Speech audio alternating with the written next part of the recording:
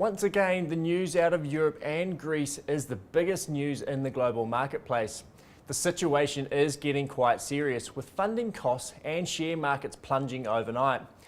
Oil is now trading at an 11-week low and was up to $86 per barrel just a few days ago, but overnight it has sagged back down to $76 per barrel.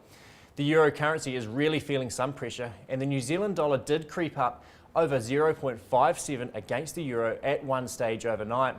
After the unemployment figures yesterday, the New Zealand dollar also surged against the US by 1 cent.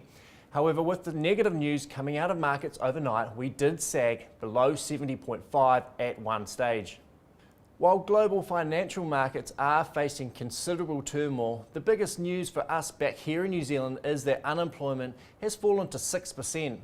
This is a significant drop from the previously revised number of 7.1% and does give us an indication that households will be feeling a little bit better in time.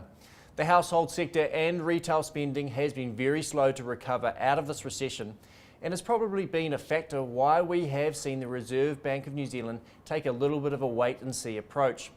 Following this better than expected announcement, we have revised our official cash rate forecast and are expecting a 25 basis point increase to come in June as opposed to July of this year.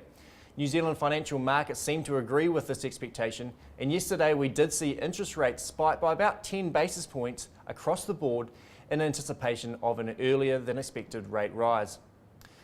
International prices for beef, pork and chicken have all increased recently, and this has been a result of improving conditions in the global economy. Prices are highly correlated with consumers moving between different meat products if there are big price differentials.